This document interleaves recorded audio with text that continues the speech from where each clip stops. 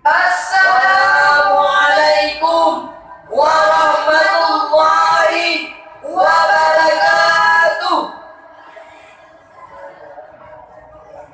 Alhamdulillah, alhamdulillah rabbil alamin. Wassalatu wassalamu ala asyrafil anbiya'i wal mursalin wa ala alihi wa sahbihi ajma'in. Amma ba'du. Qala Allah Ta'ala fil Qur'anil Karim, a'udzu billahi minasy syaithanir rajim. Bismillahirrahmanirrahim. Wa qul ja'al haqqu wa zahaqqal batil. Innal batila kana zahuqa. Sadaqallahul azim. Pertama-tama dan alangkah yang paling utama, marilah sama-sama kita memuja dan memuji Allah Subhanahu wa taala, yang mana oleh Allah yang telah memberi kepada kita bermacam-macam nikmat. Namun nikmat yang paling besar adalah nikmat iman dan nikmat Islam. Dengan nikmat-nikmat tersebut kita dapat bahagia dunia dan akhirat. Selawat dan salam marilah sama-sama kita sanjung sadikan kepada seorang tokoh pendeta revolusi Islam yang bertitel dengan titel Habib Allah, berpangkat dengan pangkat Rasulullah. Siapakah beliau? Beliau adalah baginda Nabi besar Muhammad sallallahu alaihi wasallam, yang mana oleh beliau yang telah membawa kita dari alam jahiliyah kepada alam yang Islamiyah, dari alam gelap gelita kepada alam yang terang benderang, dari alam kebodohan kepada alam yang berilmu pengetahuan, sebagaimana yang kita rasakan di saat yang berbahagia ini.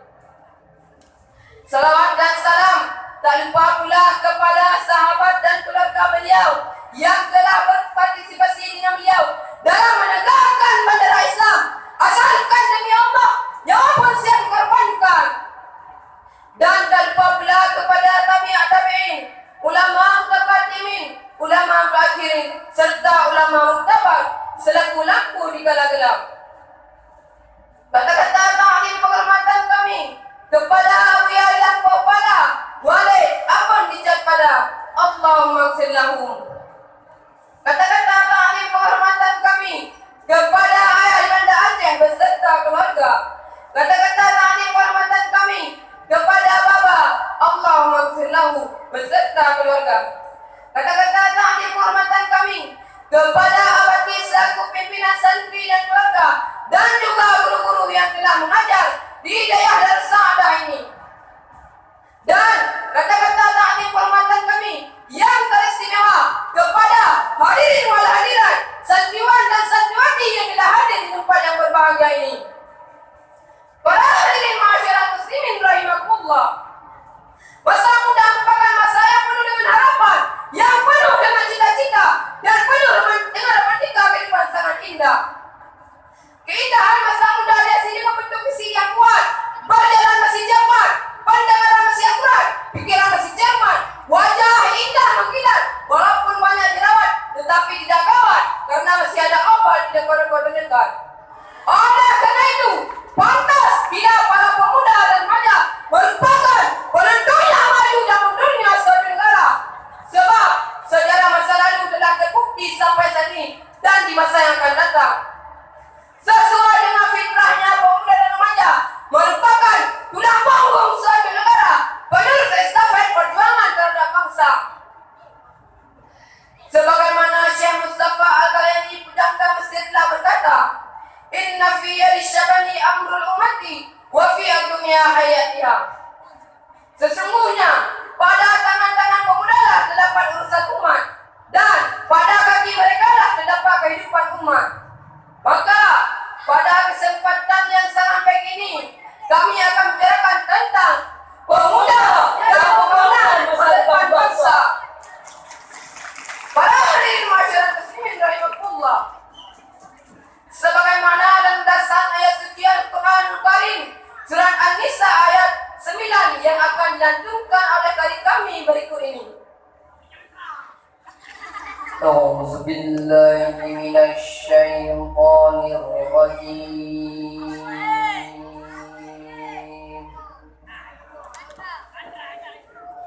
Bismillahirrahmanirrahim.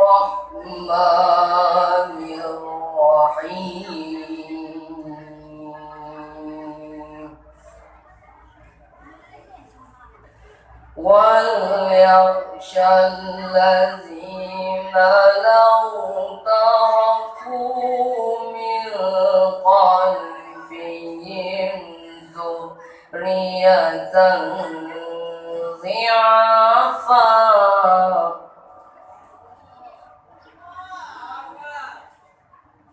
خافوا عليهم فليتقوا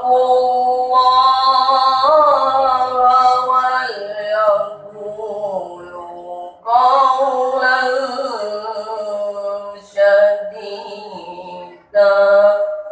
Yang artinya, aku berlindung kepada Allah dari godaan syaitan yang terkutuk. Dengan menyebut nama Allah yang Maha Pengasih lagi Maha Penyayang. Dan hendaklah takut kepada Allah orang-orang yang seandainya meninggalkan di belakang mereka anak-anak yang lemah, yang mereka khawatir terhadap kesejahteraan mereka. Oleh sebab itu, hendaklah mereka bertakwa kepada Allah dan hendaklah mereka mengucapkan perkataan yang benar. para hadirin masyarakat muslimin rahimakumullah, pada dasarnya setiap perintah menunjukkan kewajiban. Oleh karena itu, wajib bagi kita, saya, saudara, dan kita semua merasa takut jika meninggalkan anak-anak generasi keturunan yang lemah. Profesor Dr. Andes B.J. Habibie telah berkata, setidaknya ada 5 kelemahan yang harus kita hindari, yakni lemah harta, lemah fisik, lemah ilmu, lemah semangat hidup, dan yang sangat kita takutkan adalah lemah akhlak. Jika 5 kelemahan ini terlekat pada pemuda dan remaja kita, maka kami yakin mereka tidak akan menjadi sebagai pelopor pembangunan, Mereka sebagai virus pembangunan. dan penghambat pembangunan, Bahkan penghancur pembangunan. sejarah tersebut mengajarkan kepada kita semua selaku pemuda dan remaja saat ini dan yang akan datang agar memiliki semangat juang yang tinggi, tanggung jawab yang penuh bagi nusa bangsa dan agama yang kita anut sekarang ini. Sebab syababul yaum rijalul gad, yaitu dari segi tawarruk, pemuda hari ini adalah pemimpin yang akan datang.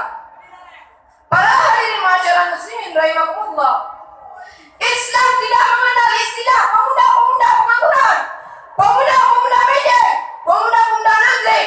Tapi yang Islam inginkan adalah pemuda-pemuda yang agresif, inovatif, progresif dan produktif.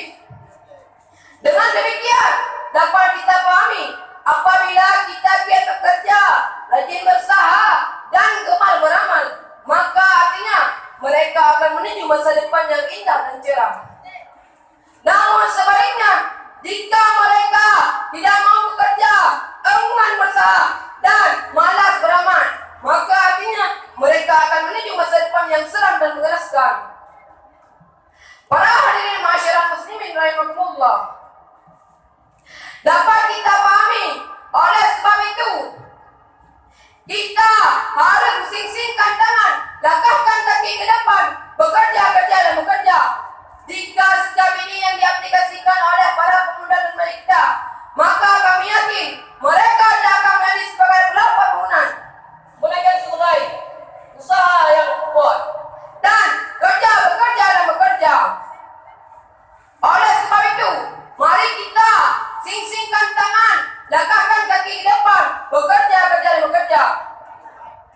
Jika sikap ini yang diaplikasikan oleh para pemuda dan remaja, maka kami yakin mereka akan menuju masa depan yang indah dan cerah.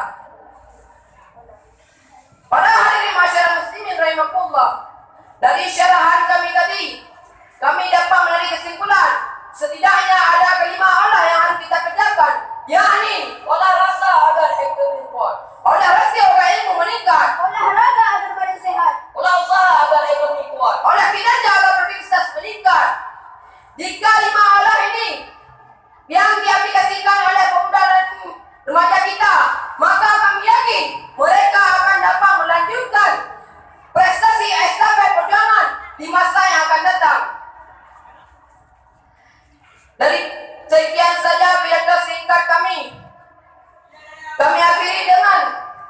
Sadaqallahul azim. Maha benar Allah atas segala firman-firman-Nya. Islam agamaku dan